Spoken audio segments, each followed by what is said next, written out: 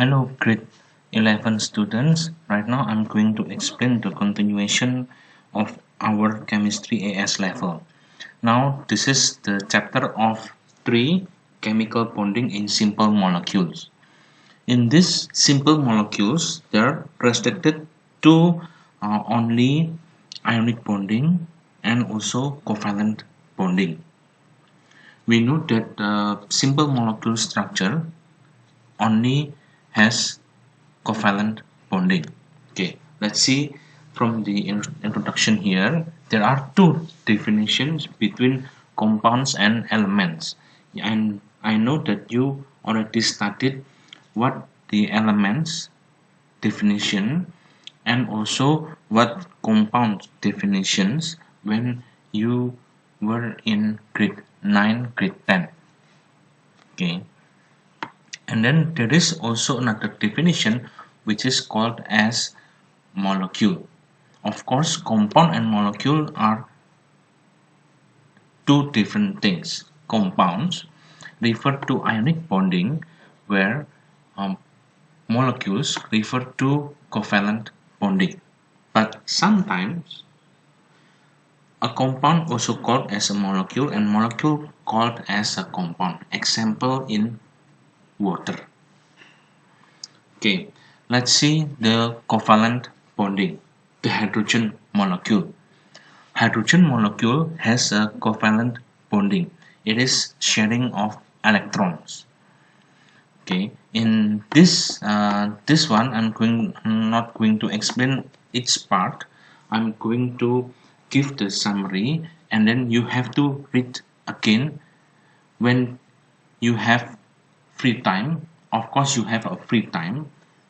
After the class over, you have to read in the evening or in the morning before the class starts. And then representing covalent bonding, we know the covalent bonding we studied already. It has to be described as dot and cross diagrams to show that the electrons are sharing. If the electrons are transferring, it is called as ionic bonding.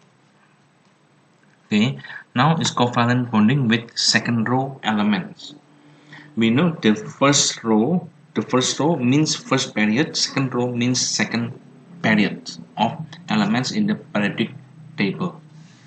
It is beryllium boron. If there are two electrons in the outermost shell, so those two electrons will share, right? Will share to make itself become stable. And then look at this one, like carbon has 4 electrons in the outermost shell, so each electron will share with another with other electrons from different element to make itself become an octet. Okay, next, how about if more than 4 valence shell electrons? If more than 4 valence shell electrons, there is a formula 8 minus n. What is the meaning of n? What is the meaning of this formula 8 minus n? Why is it 8? 8 because it is an octet configuration. It is the most stable. It occurs in noble gas. N refers to the number of valence electron shell. Example, if there are 5 electrons in the outermost shell, so it can have another 3. 8 minus 5, 3. And then there is a this one example, like oxygen. Oxygen has 6, so 8 minus 6 equals to 2, so it can have only 2 shared electrons, while there are still another 4 electrons that become 2 pairs of electrons. And then also with F, fluorine has 7 electrons. 8 minus 7 is 1, so it can only have 1 shared electrons. Okay, that's the meaning of this one. Okay, and next, nitrogen, as I told you, there are 5 electrons in the outermost shell of nitrogen, so it can only have 3 electron shares. And then covalent bonding with third row. After the second period, now the third period. The fourth period, fifth period, sixth period will follow. Okay, like this one, the element's example is phosphorus. Phosphorus has uh, 5 electrons in the outermost shell. Either it is located in the second row or in the third row, as long as it is in group 5, so it can only have 3 sharing electrons. Okay, like example, chlorine. This one is what is making the difference? This one, P can have 3 and can have all the other 5.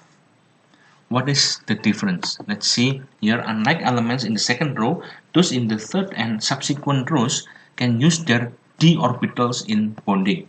In chapter 2, we learned already about SPDF. And then there is an d orbital in bonding, as well as their p and p orbitals. Okay, so like nitrogen, phosphorus can have 5 electrons in its valence shell, but because it can make use of 5 orbitals, 1 3s, 1 3p, and 3 3p, and then 1 from 3d, so it can use all 5 its valence shell electrons in bonding with fluorine. So there is a PF5 and there is a PF3. Also with Cl, there is PCl5, there is PCl3. And also, like in sulfur, in the third row, sulfur can use its valence shell electrons in 6 orbitals, 1 in 3s, 3 in 3p, and then 2 in 2d. So total 1 plus 3, 4. 4 plus 2, 6. So it can have SF6, sulfur hexafluoride. Okay, so this one makes the difference between the second row, the third row, fourth row, fifth row, and also until the end of the periods in the periodic table. It can use its d orbital, and also if in the fourth, fifth, or sixth, or seventh, it can use its f orbitals. And then now the covalency table. Now let's see the covalency table here. Covalency table. Here the covalency table, number of covalent bonding. It can make this one covalency table, hydrogen until iodine. Iodine can have 1, can have 3, can have 5, can have 7. So there is iodine 3, iodine can make 1 bonding, can make 3 bonding, can make 5 bonding shares, and can make 7. Okay, now let's see dative covalent bond. Dative covalent bond is something that we have not learned in grade 9. In grade 9, we learn only covalent bonding, ionic bonding, and metallic bonding. Dative covalent bonding is occurring when there is an atom with a pair of free electrons. Example in this one, NH3, we know N has 5 electrons in the outermost shell. 3 of them has been occupied with hydrogen, already makes bonding share with hydrogen, and there is a lone pair. This is called as lone pairs. So there are 2 electrons remaining in the nitrogen that have not made any sharing with other electrons from different element or from different atom. This one, this lone pair can donate to the boron. It seems it is donating, but in dative covalent bond, it is in between ionic and covalent. It is not ionic, it is not also covalent. Why? Because if ionic is transferring, covalent is sharing. Sharing means one side has an electron, the other side has an electron, they are sharing to make themselves complete. But in dative covalent bond, it looks that these electrons are being given to the boron. In result, this boron is attracted to the nitrogen. It makes the nitrogen and boron combine together. But it is dative covalent bond. Why? Because is there any electron in the boron? No. Boron doesn't have any free electron that can share with nitrogen. Doesn't have. Nitrogen has its lone pair. So the lone pair donate and also pulling the boron towards the nitrogen. So if we calculate here, boron has 8 electron, nitrogen has 8 electron, but this electron between boron and nitrogen is the electron come from the nitrogen. Okay, this is called as dative covalent bond, also similar to this one. NH3 react with HCl. We know it is between acid and base to form salt, which is called as ammonium chloride. This ammonium chloride is also product of dative covalent bond. It is not ionic, it is not covalent. It is in between.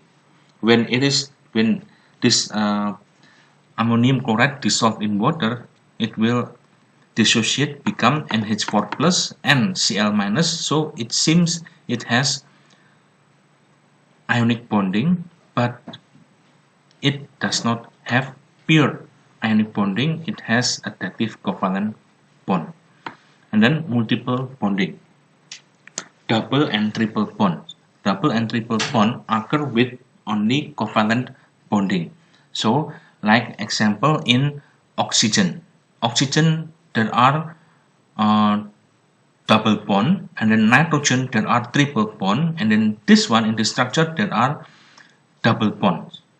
So this is called as double and triple bonds. How about 4 bonds, 5 bonds? No, the maximum is only 3. That is single bond, double bond, and triple bond.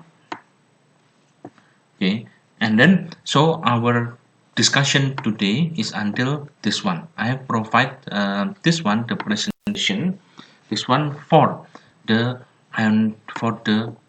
bonding. Okay, chemical bonding. In chemical bonding, here chemical bonds are forces that hold atoms together to make compounds or molecules. Atoms with small electronegativity share electrons between them and connected by covalent bonds. So between electronegativity which is small, it can share. And then atoms with large difference in electronegativity, one is positive, one is negative, they attract each other. This is known as ionic bond. Okay, this ionic bond, as you can see the description here, there is a large electronegativity between the two atoms. One is metal atom and one is non-metal atom. Okay, and then there is a dot and cross diagram. How should we describe and express the ionic bonding? There is a positive and negative ion. Each one, the ion must have 8 electrons in the outermost shell. And then covalent bond, there is a single, double, and triple covalent bond. We know this is sharing, and I already explained about coordinate bonding, covalent bonding. So what are the criteria of covalent bonding? One atom has a lone pair of electron, and the second has unfilled orbital, or It does not have any electron, but it has an unfilled orbital to accept the lone pair. In other words, it is called electron deficient compounds. This is the to describe coordinate bonding. There has to be an arrow. Okay, this presentation was made. I used the presentation from the previous grade 12. The previous grade 12 had made the very good presentation which can pass to the other. So the other batch of grade 12, if grade 11 also can do the same. Okay, so today discussion is until covalent bonding, the triple, double covalent, and then also the diff covalent bonding.